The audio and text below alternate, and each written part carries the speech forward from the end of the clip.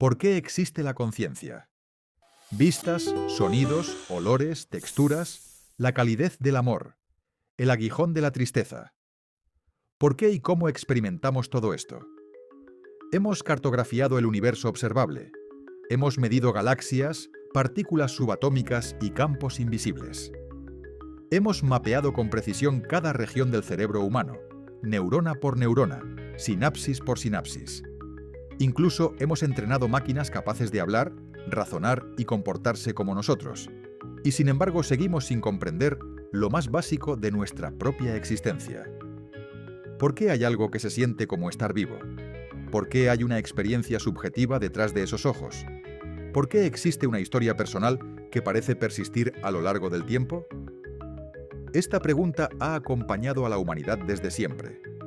Pero hoy ya no es solo un enigma filosófico. Comprender la conciencia se ha vuelto urgente. Vivimos en una época en la que la inteligencia artificial avanza más rápido de lo que nadie anticipó. Sistemas capaces de conversar, consolar, persuadir y aprender están integrándose en nuestras vidas cotidianas. Y nos estamos acercando peligrosamente a una frontera para la que quizá no estamos preparados.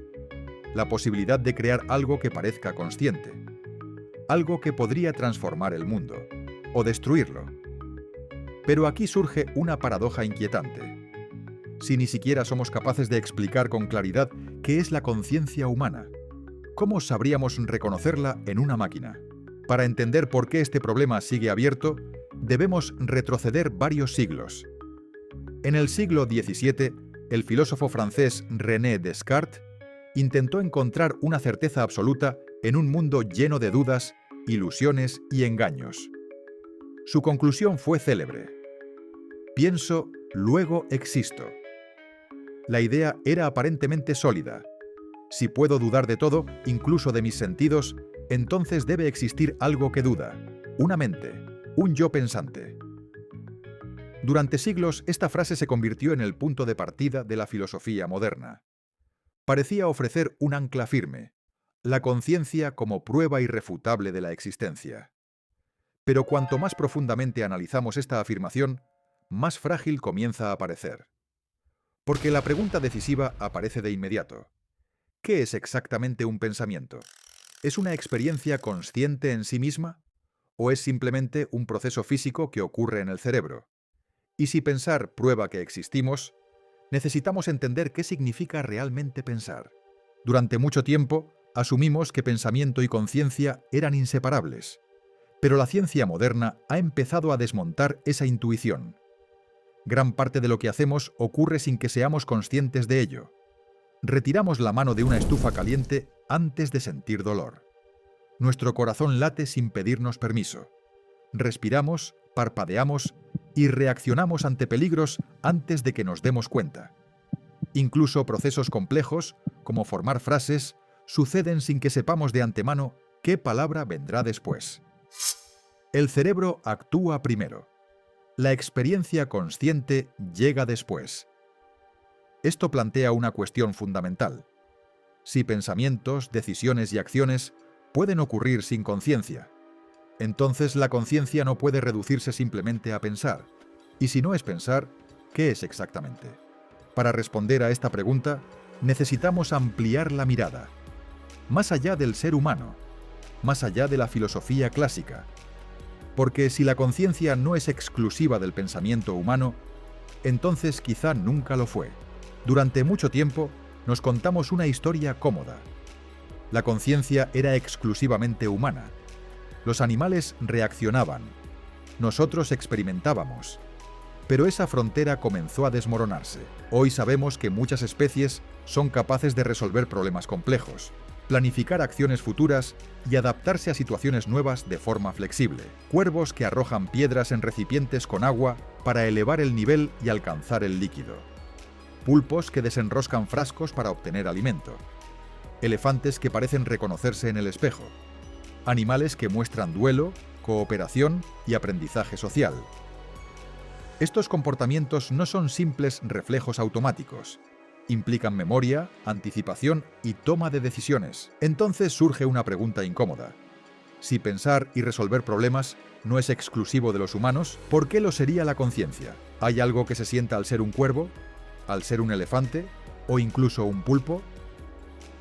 Aquí es donde muchos investigadores comienzan a hablar de grados de conciencia. La idea de que la conciencia no es un interruptor que está encendido o apagado, sino un espectro, que diferentes organismos podrían tener diferentes formas y profundidades de experiencia subjetiva.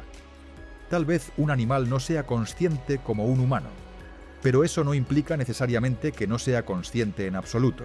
Este enfoque ha llevado a abandonar la pregunta simple de ¿es consciente o no? Y reemplazarla por algo mucho más complejo. ¿Qué tipo de conciencia está ocurriendo? ¿Y en qué grado?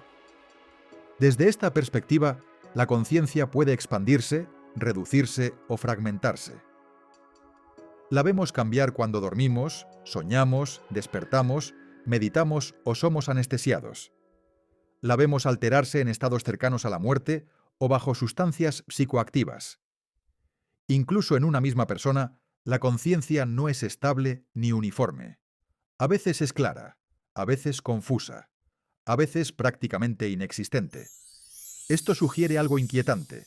La conciencia no es una cosa fija, es un proceso. Y si es un proceso, entonces debe estar relacionado con algo que el cerebro hace, no con algo mágico que es. Aquí es donde la neurociencia moderna comienza a ofrecer una pista importante. El cerebro no se limita a reaccionar al mundo.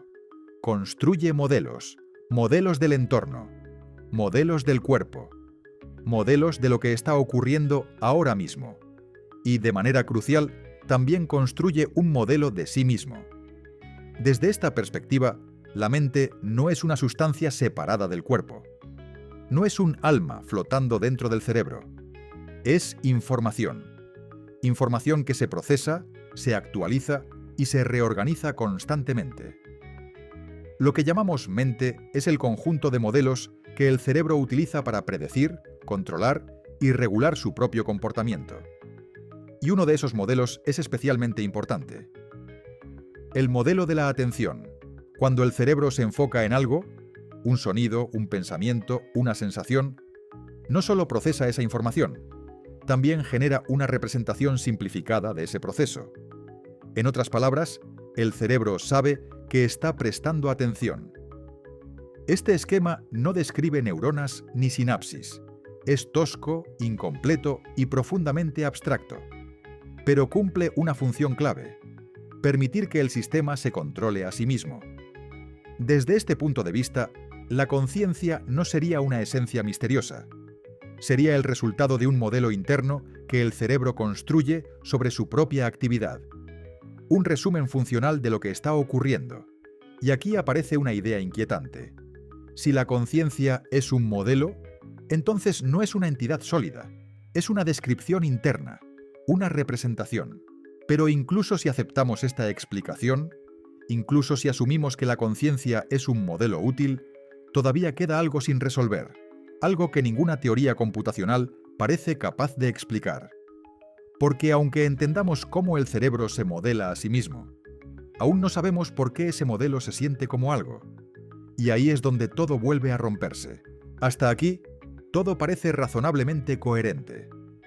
La conciencia como un modelo. El cerebro como un sistema que se observa a sí mismo.